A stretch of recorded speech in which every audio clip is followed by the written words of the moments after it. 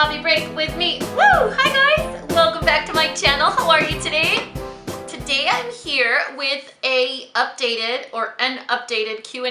I haven't done one in a hot minute, so I thought we would do one. About a month ago, I posted this picture on Instagram and I said, what do you want to know? It's been a while. Ask me questions. So we're just gonna do it. And Instagram, don't get me started with Instagram because I might get an anxiety attack, but you know how they are with the comments and the updates and the changing things, and now everything's weird and I don't know. So if I don't get to your question, I'm sorry. If it's out of order, I don't know, but it's just, I'm just gonna go with whatever comes up on here and just answer. And that's it. That's what we're gonna do. So should we get started? I think I have like a personal video type playlist or like a Q&A type playlist on my channel. If I do, I will leave it in the description box below. So let's go ahead and get started. The first one is from Samantha, my best friend. She got 119 likes. How many tacos do you eat in one sitting and do you plan on sharing? We actually had this conversation today. I always share my food. If someone doesn't like to share their food with me, that's not someone that's in my life very long. I feel like food is something very special and intimate, and you should be around someone that you can, share a meal with, break bread with. So I always share, but how many tacos can I eat in one sitting? It depends. If it's Taco Bell, like 5 or 6. If it's little TJ tacos or like street tacos, I could eat like 8. If it's my mom's tacos, usually 5 or 6. Why are we having this conversation? Why do my friends leave the comments? Veronica, or Be Loyal, another one of my best friends, is, would you rather never have to work for your tan again and be permanently golden, or have permanently smooth, beautiful, hairless, non-sticky, non-sweaty pits? Disclaimer, tan jokes will no longer be a thing. I don't know. Probably the stink. I can't do the armpit sticky sweaty stuff. I'd rather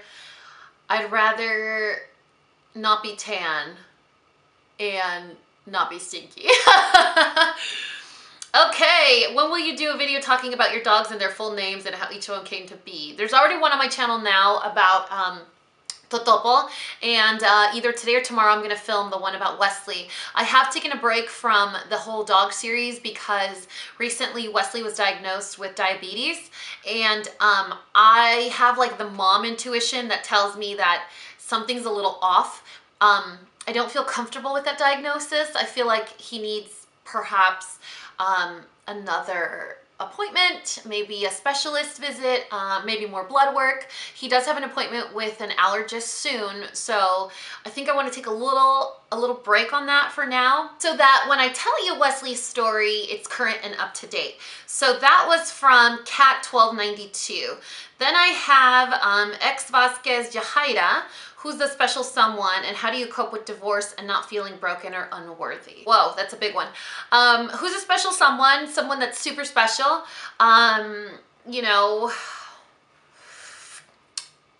When all of the sayings and cliches come true and all the stuff that people say, like when you stop looking, it happens, and you find someone that you can't live without, and all of those things that people say that piss you off when you're having bad luck in love, but then you meet someone that validates that all of those sayings come from a place that are true. That's this new person. So for now, not by his own request, it's just by my own choice. We're kind of enjoying the ride for now, and then if and when it's time to share, I will. But that's all on that. And then how do you cope with divorce and not feeling broken? I think divorce is something that happens over a long period of time, or rather it builds up to the moment happening. It doesn't stop being a catastrophic and devastating event because, when you enter into a marriage, or at least me, when I made that choice, it was with the mentality of forever. So having this feeling of failure, because that's how I see it. I know it's not because I have 2 beautiful kids and blah, blah, blah, blah, all that, but having this feeling of failure because things didn't work out the way that the intention was, it's a hard pill to swallow. I allow myself to feel them, but I maintain control of the vehicle. You know, I stay in control. I never let myself get like derailed or spiral. I know myself, and I know when I'm getting overwhelmed with feelings, and I know when I'm feeling devastated or lonely or depressed or anxious, and I just handle things in different ways, you know, whether it's venting to my best friend Sam, or, you know, going for a jog, or holding one of my dogs and just bawling for an hour. Sometimes I get very angry, and you know, I lash out, not at others, but like I express myself. So I've always allowed myself to be proud of my feelings and own them.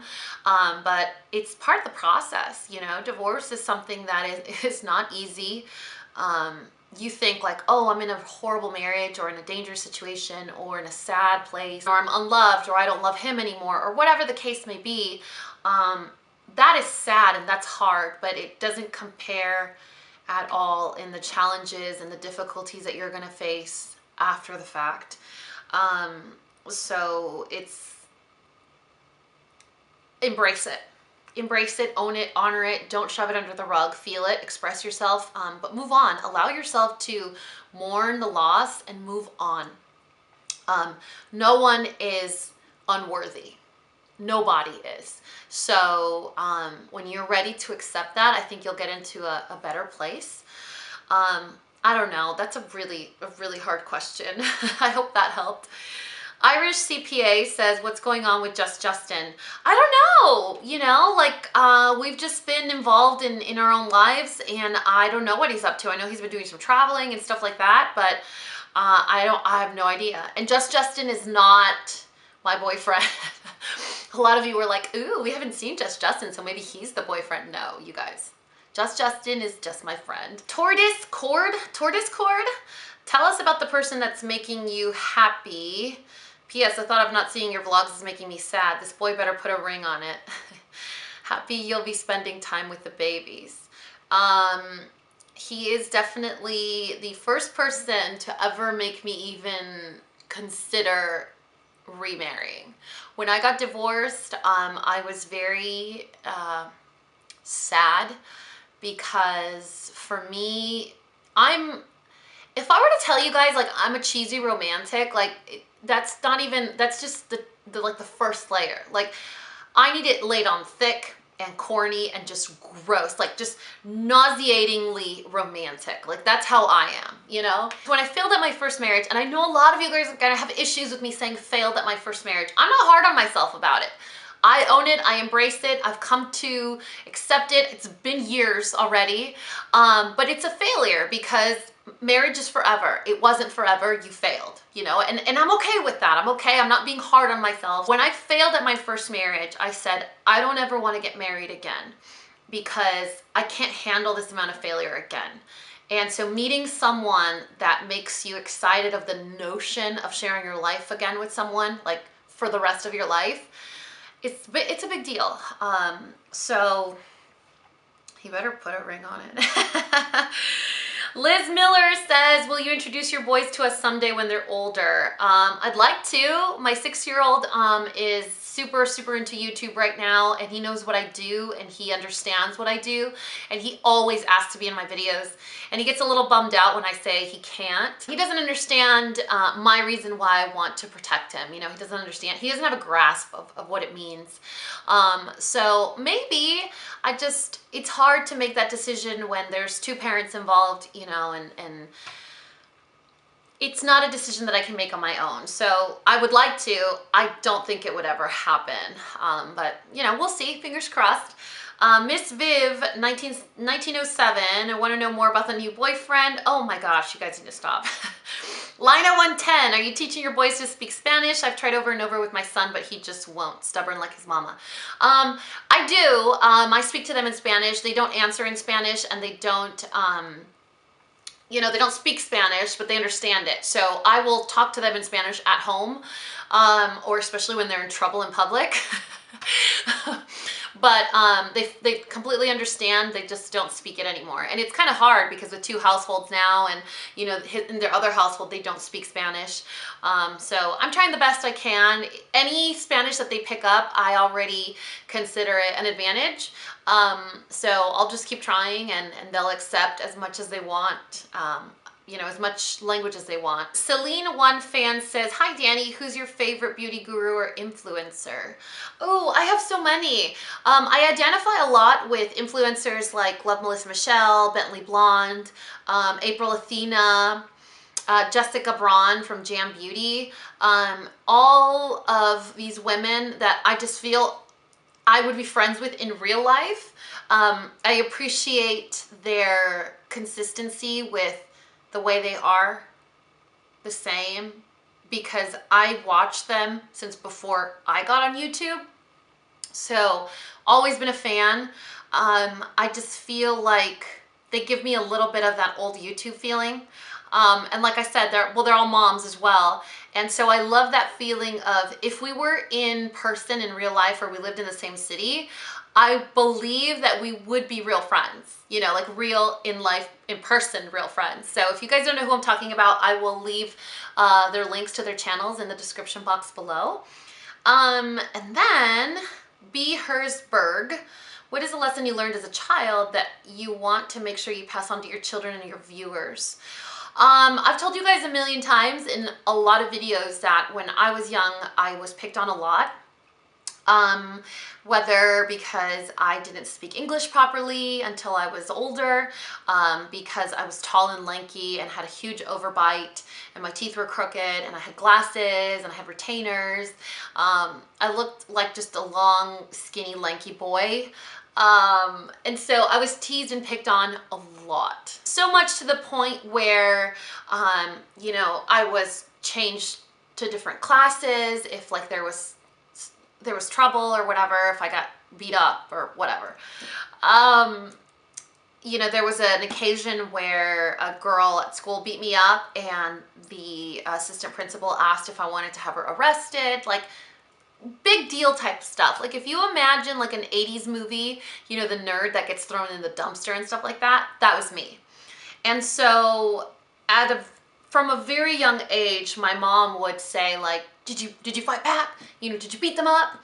And I was always like, no. And my mom would get very mad at me. She'd be like, you know, I'm not gonna come pick you up anymore when this happens. You need to defend yourself, and blah, blah, blah, blah.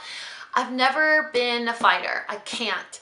I can get into the biggest argument with somebody, a loved one or whatever. I will not fight. I'm not a fighter. I can't do it. It's not in me, and it's not.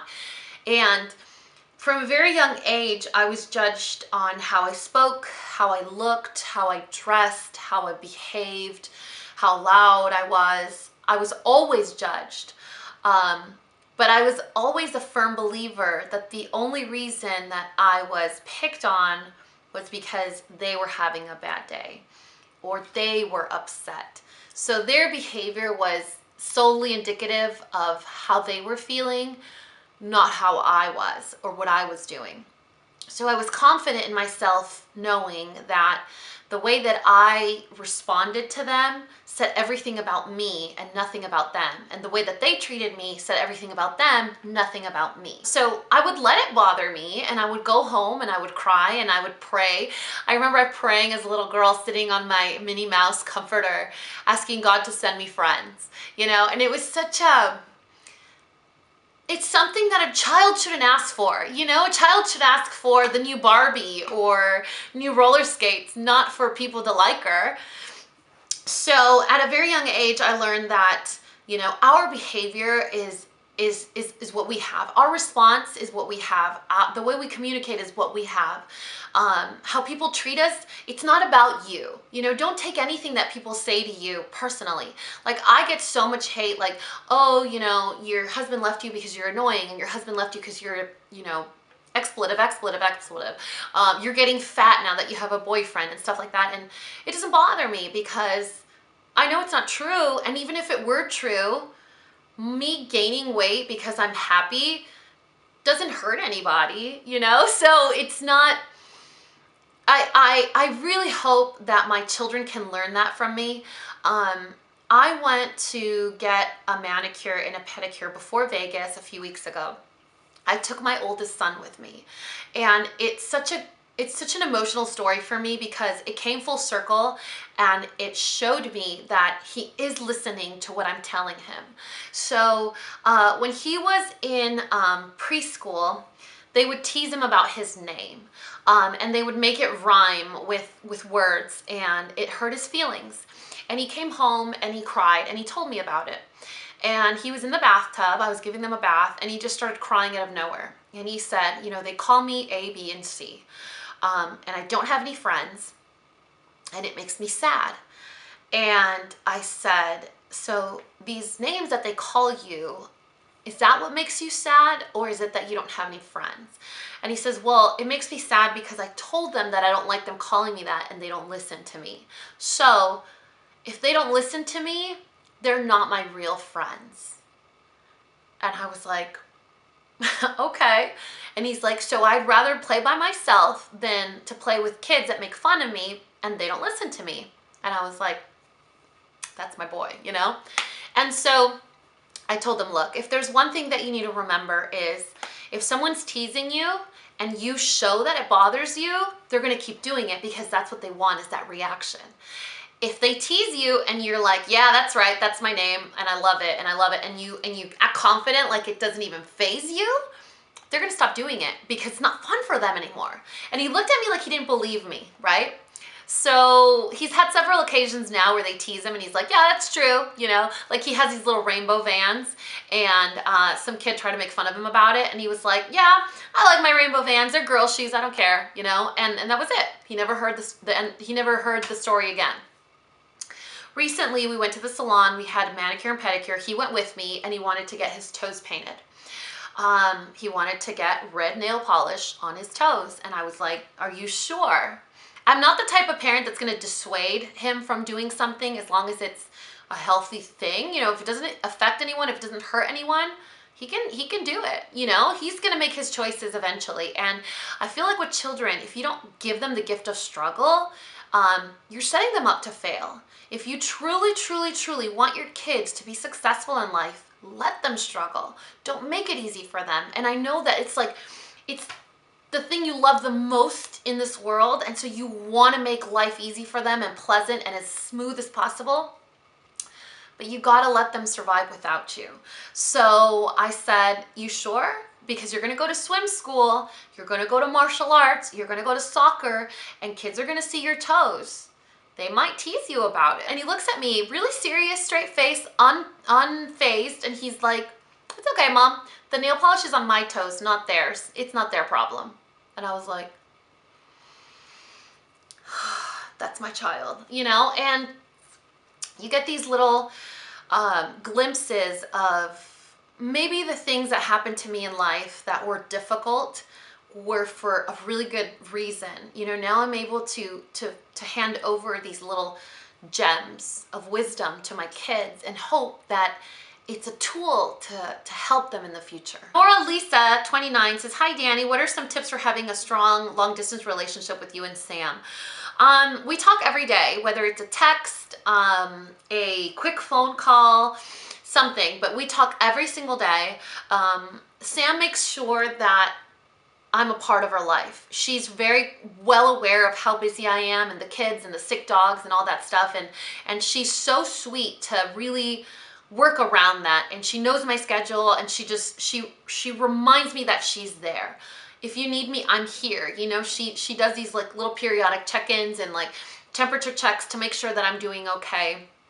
You know, we make it a point to be in each other's lives. We don't ever leave each other without talking about the next time we're gonna see each other again. I have the problem where I don't ask for help if I'm struggling. I'll never ask for help, I'll never vent. I won't allow someone in my life if I'm struggling. I retreat into myself if I'm struggling.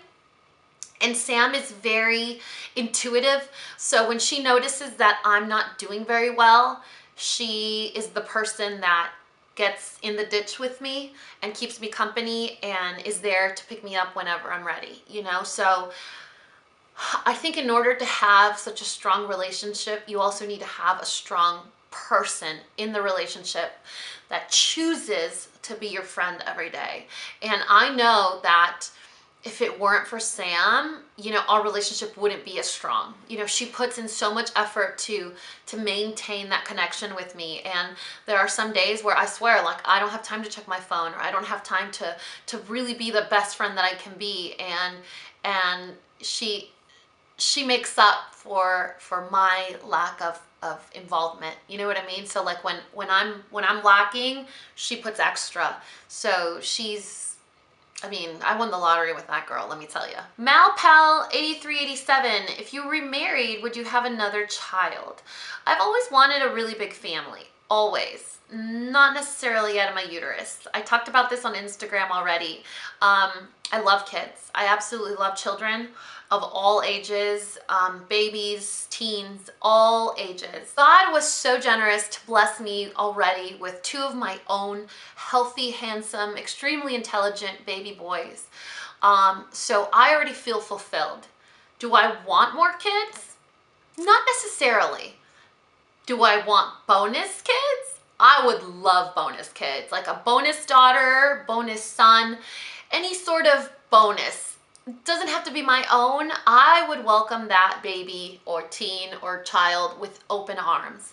I was a teacher for, you know, a few years, and just being around younger people, the younger generation, is so energizing and uplifting, and it keeps you alive, you know, to see these little brilliant minds develop and to be able to contribute to their development and their growth and inspire them it's a gift. It's an everyday gift. So if I were to remarry and this person has children of their own, for me, that would be such an added bonus. In fact, it's encouraged. You know, if I don't happen to marry this person, I marry someone else or whatever, and they have kids of their own, that for me is an added bonus. It's never been seen as a burden, you know? And I always have that in the back of my mind, like, this is a child that has a mother of their own. So I would always have that in, you know, the front of my mind, like, encourage that relationship with their mother, and just do the best that I can when they're in my care, you know, and treat them just like my own.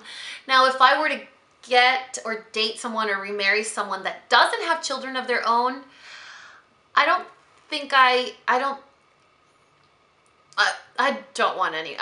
hated being pregnant. I'm just gonna put it out there. I know I'm gonna get hate for this, but I hated being pregnant.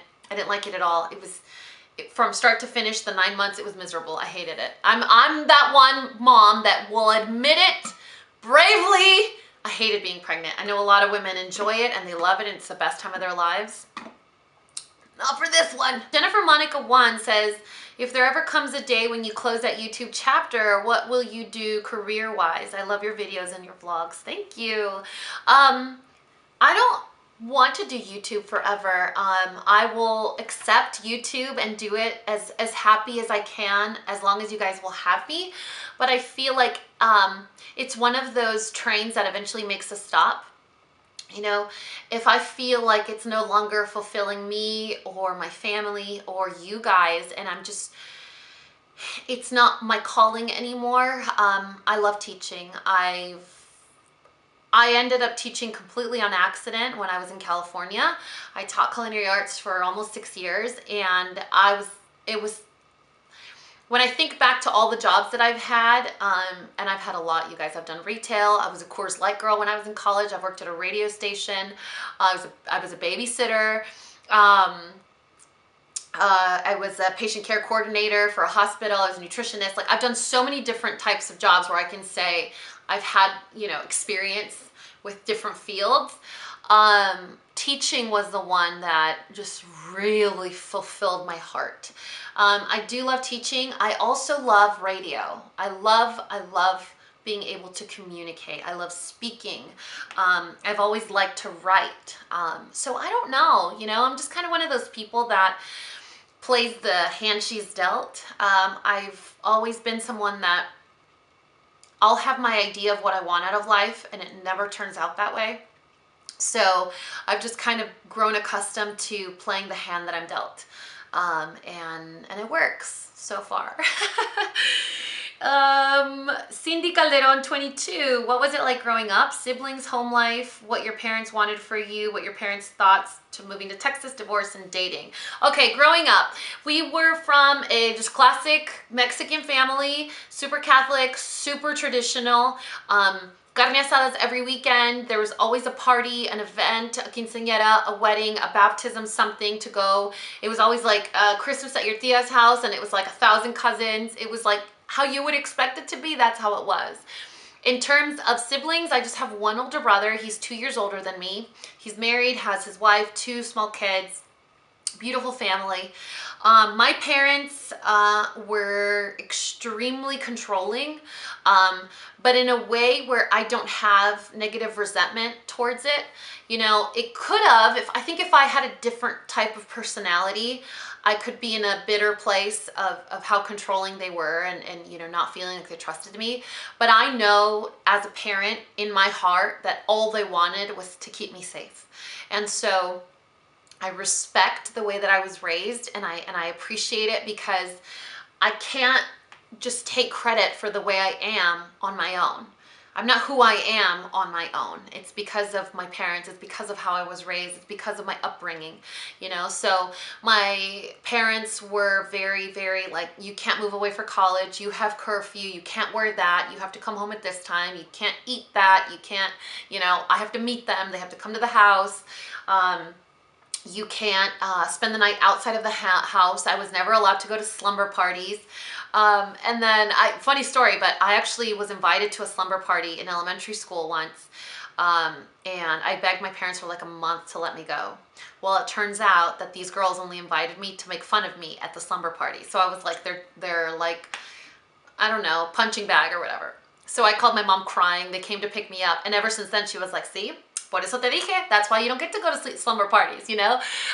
So it totally validated their belief, you know? So from then until I was 22 or whatever, they were like, you have to come home and you have to come home every night, because do you remember what happened at the slumber party? So I just remember being happy. You know, I remember being happy. We were very humble. There were maybe some food bank lines involved, but it was happy, you know, it was happy. My parents tried the best they could, and I love that, and I appreciate that to this day. In terms of moving to Texas, my mom still cries about it. Like, when are you moving back? I'm like, never. So my mom still cries about it, and she still, like, they'll have parties or family parties, and they'll FaceTime me and be like, we miss you. The parties aren't the same without you, you know? Divorce and dating, I don't know. I think once I moved, I had a very serious conversation with my mom once where I basically said, you know, you're not allowed to make choices for me anymore. I'm going to make choices for myself, and I don't want to know what you think about it. Like, it's not free reign for you to control me. I don't live in your house anymore. I'm married. I have my kids now. Like, you just have to let it go, you know? Because it was such a stressor in our relationship, this constant need for control. And so with the whole divorce thing, I know she has so much more to say, but she didn't really say anything. They supported me and they helped me as much as they could from 1,600 miles away. And in terms of dating, my mom was very skeptical about it. My dad was kind of excited, you know, because they came to stay with me about a year after I got divorced, and they stayed for about a week. And my dad saw how self-sufficient I was, you know, how I replaced the garbage disposal and how I hung up molding and how I painted my room and stuff like that. And he was like, you know, when your mom told me you were considering dating again, I was very, very against it. I didn't think you were ready. I got nervous. I didn't think you were safe. You know, you're alone here, and guys are sketchy, and I was worried. He's like, but being here for this long and seeing how self-sufficient you are, I need you to find someone immediately. Because any more time goes by, you're not going to need anyone. There's not going to be space in your life for a man. So yeah, I guess they're okay with the idea now. They don't know a lot about my relationship right now. Just like you guys. So see how you shouldn't take it personally? They don't know much about it. Not many people know much about it. In fact, I would say Sam knows a little bit about it. She's never met my boyfriend. I just have one girlfriend that's actually met him, and we had like a couple's night, and it was so much fun. But other than that, it's still super special and a little top secret for now. It's not really top secret. It's just, it's special, you know? It's kind of like, okay, this is a good example. You know, like in Easter where they have those chocolate bunnies that everybody knows this chocolate bunny, the best part is the eye, the ears, and the butt, right? The fluffy butt. So when you get this chocolate, you eat everything and you save the ears and the eyes for last, right? You enjoy it. You kind of drag it out, and at the very end, you enjoy the ears and the eye, the sugar eye. That's kind of where I am right now. Like, I'm eating the body, perverts, and when I get to like the special part, the ears, and I get over it, and kind of a little bit of the novelty wears off, and it just feels really, really safe and permanent-ish, then I'll be like, hey guys, I ate my chocolate bunny, let's talk about it. This is the review on my chocolate bunny. That is like the worst example ever. Obviously I'm tired and my coffee is running out. MMCC5, do you have a laid out plan for where you'd like your channel to go, or do you just letting it evolve on its own? I'm not a big planner. I'm a control freak, but I'm not a big planner. Like I told you guys earlier in this video, I used to be very controlling over my life. I had a plan and like a timeline, and by this age I want this, and by this age I want that, and by this, and it was very frustrating when things didn't go my way. You know, I didn't wake up one day and say, I want to be divorced by 30, you know, none of that stuff. And so I am very good at just playing the cards that I'm dealt. I don't live a complacent, comfortable life where I just ride the wave. I accept the blessings that are given to me, and I learn the lessons out of the hardships that are given to me. You know, so I've always been a firm believer that life doesn't happen to me. Life happens for me. It's how I go around it and go through it and maneuver through life that I get what I need to find. Does that make sense? So I don't have a plan for my channel because no matter what happens with it, I'm so humbled every day that I'm able to do this for my career right now. You know, I'm so humbled that I'm able to support my boys and to teach them about, you know, running your own business. And I'm humbled that they're brands that know my name, that want to work with me. Like, did I ever think in a million years that Walmart and L'Oreal wanted to hire me for something? Like, how does Walmart even know who I am? So it's these experiences that are getting filed, you know, in my book of my own life that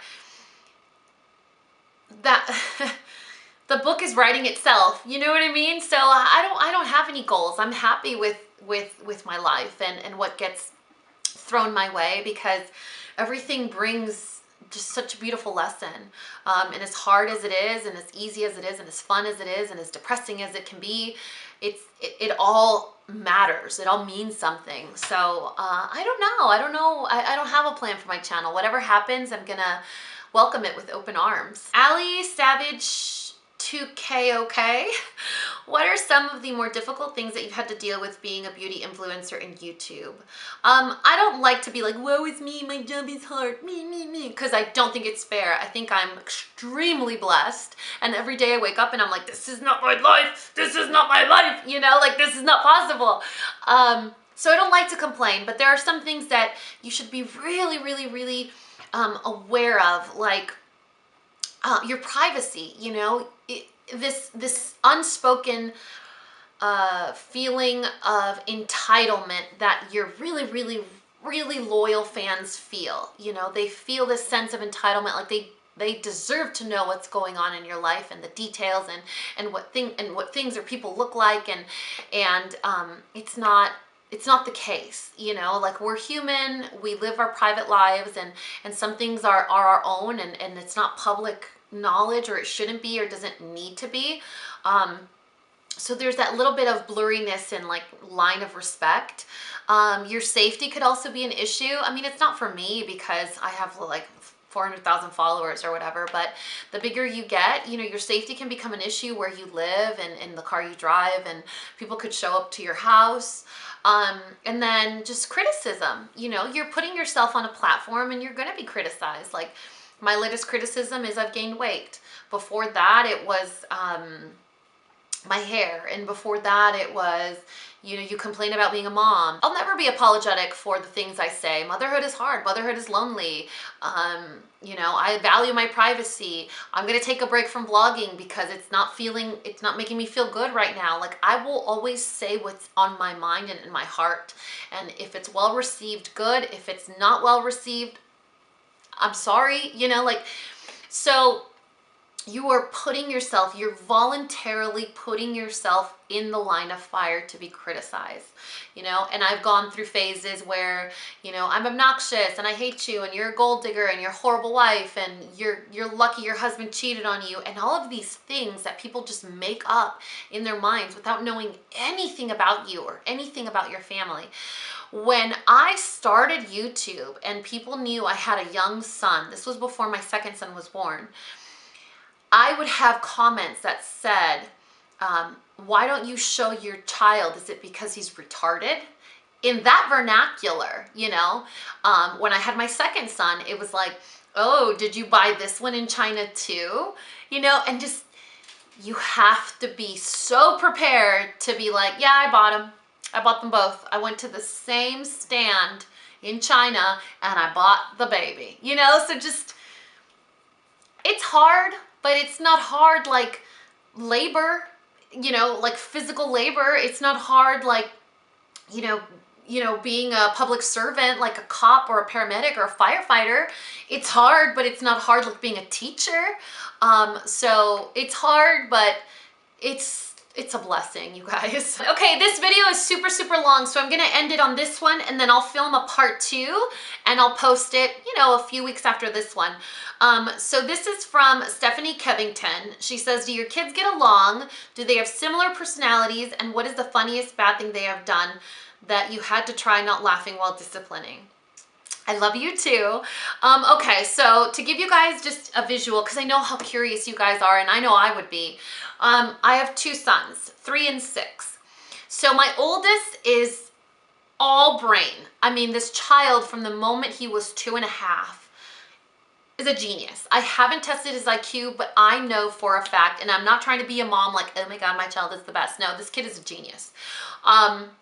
From the moment he was 2.5, he would do things, say things that you were like, what the, you know what I mean? He's very handsome, but he's all brain. He's a little socially awkward, you know, in the way he behaves and articulates his feelings and stuff like that. He's all brain. His personality is very smart, very impulsive, very emotional, but emotional without control. So if he gets mad, he gets super mad. If he gets sad, he's super sad. If he's frustrated, he's super frustrated. So he's very, I don't know what the word is, very extreme, I guess. And he's just a funny dude. Like, he's so funny, the stuff that he says. So many stories I could share with you guys. And then my youngest is 3, and he's very intelligent, but he doesn't care that he's intelligent. So when my oldest was young, you know, he was like, what else are we gonna learn? So it was like, okay, the letters, now numbers, now shapes, now math, now spelling, now writing sentences. So he had this like love tank need to learn and continue to learn and just practice his, you know, just flex his brain muscle. My little guy is like intelligent enough, but he doesn't care to apply himself. So he reminds me a lot of myself. And when my parents come to visit, they always say that I was the exact same way. And I still believe it because I did really well in school, but I didn't want to. You know, like, I did well enough to get good grades, but I know I could have done a trillion times better. So my youngest is very, you know, we'll do letters for a little bit and then he's like, okay, mommy, bye. I need my alone time. You know, very independent. I remember I went out of town. I had to go to New York for work. And when I came back, I was like, you know, I haven't been spending that much quality time.